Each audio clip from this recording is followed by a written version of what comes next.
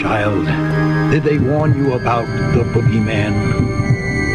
The Boogeyman. In 1980, the Boogeyman tried to scare audiences and managed to balk critics. A brother and his sister are targeted by the ghost of their mother's deceased boyfriend. Maybe it has something to do with the fact the boyfriend was stepped back then from the brother seen by his little sister in the mirror, which is now a kind of host for the Boogeyman, randomly killing people because of who knows.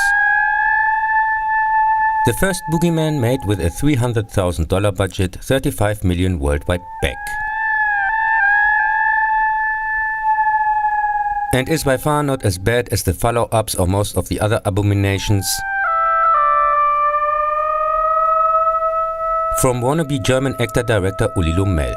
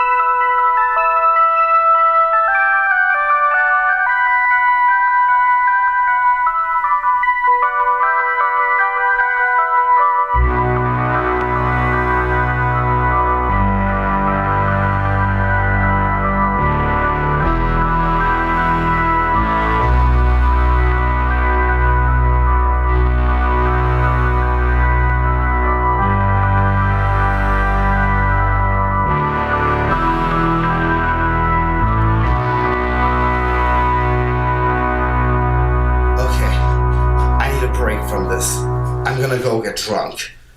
Maybe then this will work better. So, back to the movie. Some fearless reviewer like the Movie Void ignored all warnings and tried to make sense of his so-called movies, finding an explanation how something like Lomel's Daniel der Zauberer could happen and how this affects mankind as a species. This traumatic experience led to partial amnesia. Now let's take a look at the Lone Wolf Club. What kind of club? The name is Cub Pal. Oh wait, the channel really exists now. Can I also join the club? No, it's only for cool people. Nah.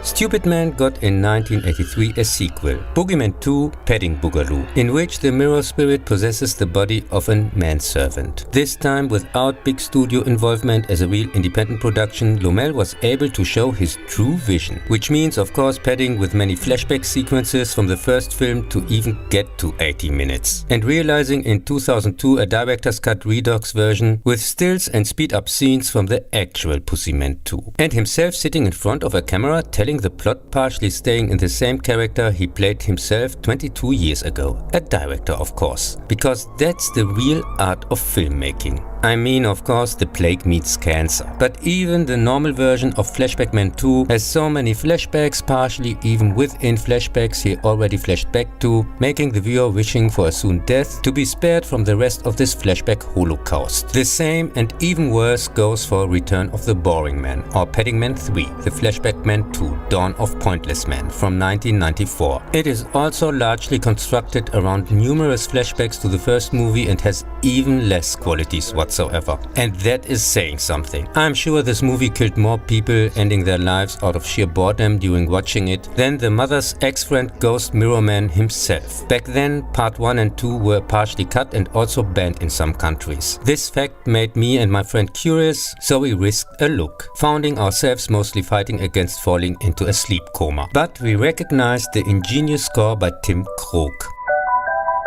which is used in the first two movies and clearly their only right to exist. This of course does not go for part 3, which should be burnt immediately and buried in sacred ground to avoid more boredom deaths by unsuspecting viewers.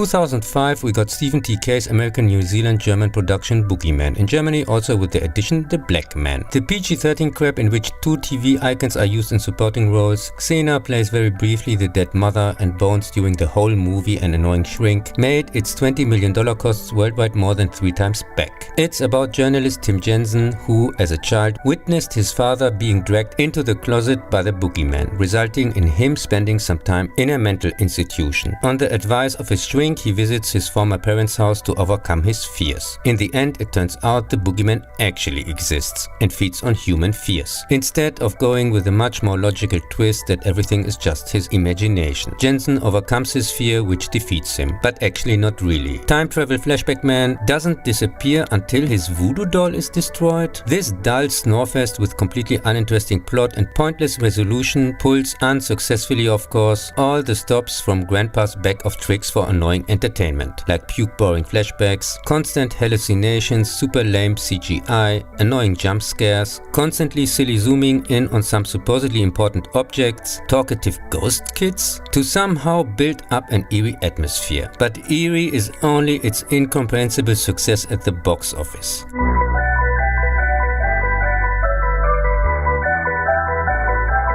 He got in 2008 with a new cast the direct-to-video sequel Boogeyman 2, in Germany with the addition When the Night Becomes Your Enemy. This time with a female lead and R rating, it plays mainly in a clinic, led by Jigsaw himself. Flora is admitted there to overcome her fear, because as a child she had to witness with her brother, just released from the nut house after successful treatment, how their parents were killed by a stranger. Just at this time the Boogeyman seems to take shape again in the psychiatric ward. Pussyman 2, When a Note Becomes a Movie, is solely due to its explicit gore scenes, not quite as boring as its predecessor, but that means absolutely nothing. The plot makes even less sense. For example, apparently no one on the night shift staff in what appears to be a completely empty hospital has a key or even the possibility to communicate outside if necessary. In addition, it is implied that the now dead Jensen from the previous movie was crazy after all, a serial killer, and only imagined the Boogeyman, who is now again supposedly a regular guy who manages superhuman things? Absolutely bullshit. In 2009, Boogeyman 3 is again a video sequel that continues the plot of part 2, in which it ignores everything from the predecessor as usual or brazenly invents alleged rules, events and happenings, as it just fits the script. Of course, the killer is now again a boogie ghost with magic superpowers, because why not? And again, the plot of the predecessor is completely unnecessarily rewritten with a newspaper article. Why the hell they constantly try to force to establish a connection to the predecessors, here the first victim is allegedly director Jigsaw's daughter, if they revise their plot then anyway, is beyond me. College student Sarah has to witness the alleged suicide of her best friend. This sets off a chain of horrific supernatural events. During her desperate attempts to warn the other students about the Boogeyman, he picks off one victim after another. Part 3 is the most boring of the new ones. Here too, it is claimed that the Boogeyman becomes a danger by believing in him. Yet completely uninvolved or established skeptics die, while established boogie believers are often spared. And why exactly are especially they trying to convince the others of his existence, so that their beliefs can kill them? Whatever. Similar to the old Boogeyman, the new ones mainly possess the ability to contradict themselves and the complete inability to entertain.